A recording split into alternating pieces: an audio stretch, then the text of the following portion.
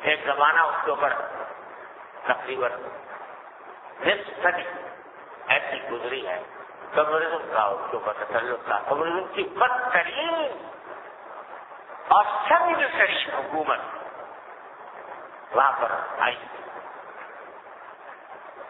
نمازوں پر پابندی، مسجدوں کو بند کر دیا گیا، مسجدوں کو بیت الخلاء میں تبدیل کر دیا گیا، مسجدوں کو سینماؤں میں بدل دیا گیا.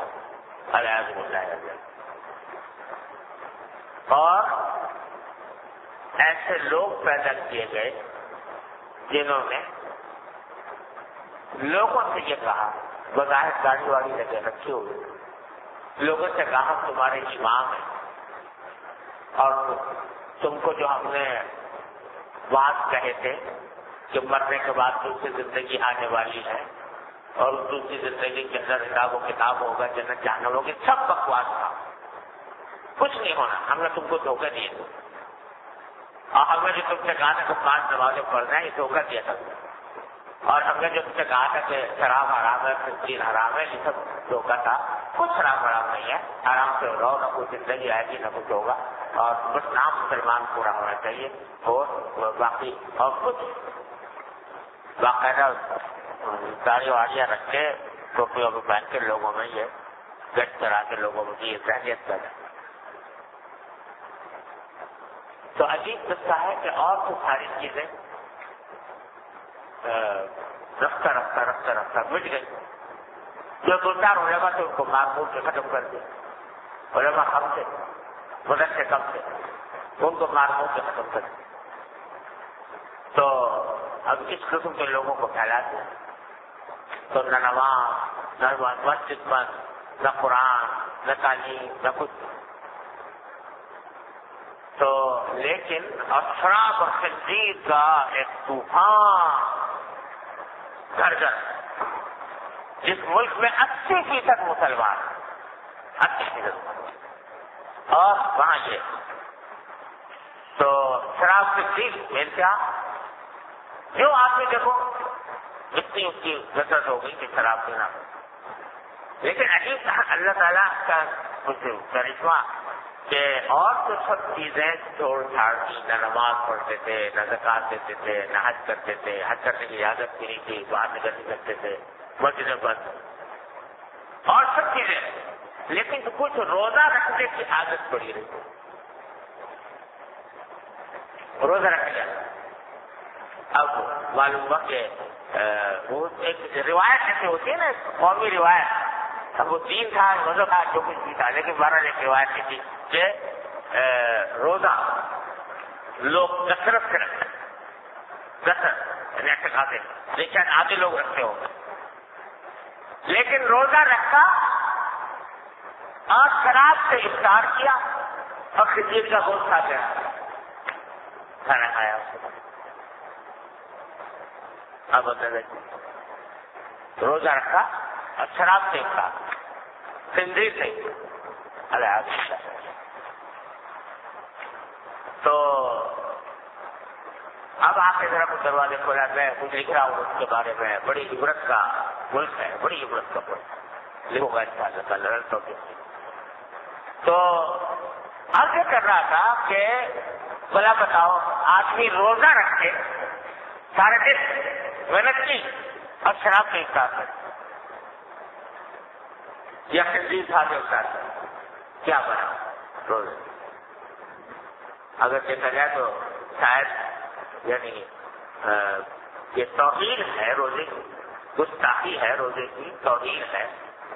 تو بڑا اندیشہ ہے کہ بجائے ثواب کے الٹا وبال ہو. تو اگر افطار جو ہے وہ شراب سے کرنا اتنی بری بات ہے، تو روزہ رکھ کر گناہ کرنا، وہ گناہ جو غیر روزے کی حالت میں بھی حرام تھا. روزہ رکھا ہے اور جھوٹ بول، روزہ رکھا ہے غیبت کر رہے، روزہ رکھا ہے اور بد نظری میں مبتلا. تو یہ کچھ اس سے کم درجے کی بات نہیں کہ آدمی روزہ رکھے اور شراب سے انکار کرے۔ تو میرے بھائیوں، عرض یہ تھی کہ رمضان کا مہینہ گزارنے میں دو باتوں کی رعایت ضرور۔ ایک، اس کا مقصد تمتع کی قدر پہچان کر اس کے لمحے لمحے کو غنیمت سمجھا جائے، اور اس میں اس کے زیادہ سے زیادہ اوقات کو روحانی براہ راست عبادتوں میں صرف کیا جائے۔ نوافل نہیں پڑھتے تھے پہلے زیادہ پڑھو، ذکر نہیں کرتے تھے زیادہ کرو، تلاوت زیادہ نہیں کرتے تھے زیادہ کرو، زیادہ اوقات کو عبادت، تلاوت زیادہ کرو جتنی ہو سکے، چلتے پھرتے ذکر ہو، اور کچھ نہیں، کلمہ طیبہ کا ذکر ہو، تیسرا کلمہ سبحان اللہ الحمدللہ لا الہ الا اللہ تو اس کا ذکر ہو، دعاؤں کی کثرت ہو، چلتے پھرتے خوب دعا مانگا کرو، بیٹھ کے بھی کسی وقت جتنا ہو سکے دعا کو جانے خود عبادت قرار دیا ہے، اور زیادہ سے زیادہ وقت اس کام میں صرف ہو، دوسری ضروریات کم سے کم۔